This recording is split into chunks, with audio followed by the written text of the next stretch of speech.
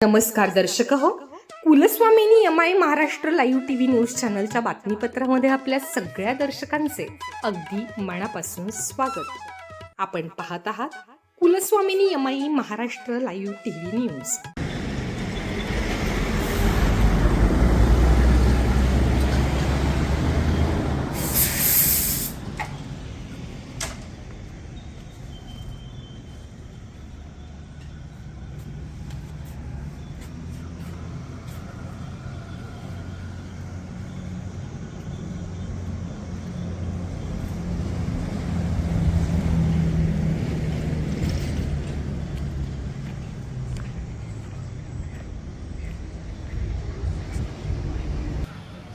साहेब आपलं नाव सांगा. गणेश किसन पेंगळे बाबळ. साहेब, जी माणसं पायाने चालतात ती नक्की अंतर कापतात आणि जी माणसं डोक्याने चालतात निश्चित ध्येय गाठतात. शेतात काय पिकते त्यापेक्षा बाजारात काय विकलं जातं याचं महत्त्व ज्या व्यक्तिमत्वाला कळतंय तो माणूस जीवनात यशवंत आणि यशस्वी झाल्याशिवाय राहत नाही. आणि एक तुम्ही तरुण आहात, तडफदार आहात, युवा नेतृत्व आहात आणि तुमच्या ज्याच्या अंगी मोठेपणात त्या येतना कठीण, कारण तुम्ही ज्या वेळेला ह्या उद्योग व्यवसायामध्ये शिरलेला आहात त्या अनुषंगाने आपल्याला आत्मिक समाधान आणि तुम्ही ह्या क्षेत्रामध्ये येण्याचं कारण काय? तर मी या क्षेत्रामध्ये याला मला 10वीला पडले 37%. आमची गाडी कसं इथं शाळेमध्ये बैलवंत विद्यामंदिर पाबळ. सर मला म्हणले तुला 37% म्हणजे तुझं पाबळ काय करणार आहे? सर म्हणले ॲटो इंजिनिअरिंग पलीकडे कोपऱ्यातलं वर्ग आहे ते जाऊन थांबायचं, इकडे यायचंच नाही यात. Okay sir. 2 वर्ष ॲटो इंजिनिअरिंग केलं. ॲटो इंजिनिअरिंग करता करता शिरूरला जायचो मी काम शिकण्यासाठी. म्हणजे सकाळी कॉलेज करायचं, दुपारी गॅरेजचं काम करायचं, रात्री 8-9 वाजता घरी यायचं.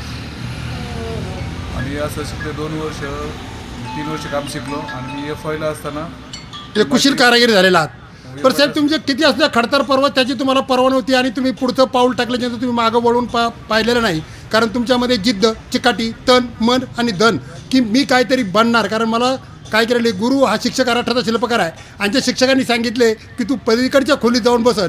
ती तुमच्या मनामध्ये एक मानस आणि एक जिद्द निर्माण झाली आणि त्या अनुषंगाने तुम्ही 2 वर्ष काय केलेला खडतर प्रवास शिरूर या ठिकाणी जाऊन एक कुशील कारागिरी बनलेले आहात. परंतु या कारागिरीमध्ये तुम्हाला ज्या गिरायकाला आत्मिक समाधान देण्यासाठी तुम्ही धंदा म्हणजे नफ्यासाठी काम करता का त्यांची सेवा म्हणून काम करता? आता मी माझे बोर्डच लावलेले की मी 2 व्हीलर गाडींची कामं काळजीपूर्वक केली जातील. म्हणजे आम्ही कस्टमरचं सॅटिस्फॅक्शन महत्त्वाचं असतं. जे पेमेंट देणार त्याच्यापेक्षा काम कसं होते ते महत्त्वाचं, आम्ही त्याच्यावर काळजी घेतो. साहेब आपलं नाव सांगा. राजेंद्र संघवी. संघवी साहेब, तुम्ही खूप मोठे झालेला आहात, झाडासारखे उंच झाला, पण जीवन देणाऱ्या मातीला आणि रक्ताच्या नात्याला विसरलेले नाहीत. तुम्ही कुशल आहात, कारागीर आहात आणि तुम्ही आज तिंगळे साहेबांच्या ॲटो गॅरेजमध्ये उभे आहात. तर त्या अनुषंगाने यांच्या कालकीर्ती, कार्यशील कामगिरी आणि कर्तव्यदक्ष कामगिरीला तुमचा कशा पद्धतीने शुभाशीर्वाद असणार आहे? मी आत्तापर्यंत 10 वर्ष झाले गणेश शेठ पेगळे यांच्याकडेच माझी मोटरसायकल कामाला असते. किरकोळ काही काम असेल, मशीनचं काम असेल तरी मी त्यांच्याकडे घेऊन येतो. आणि गाडी एकदा इथं सोडून दिल्यानंतर, गाडी घेऊन गेल्यानंतर परत गाडी गॅरेजला लवकर येणार नाही याची काळजी ते घेते. त्याच्यामुळं आमचा पूर्ण विश्वास आहे की गाडीचं कुठलंही काम करायचं असेल तर फक्त गणेश शेठ मिळेल.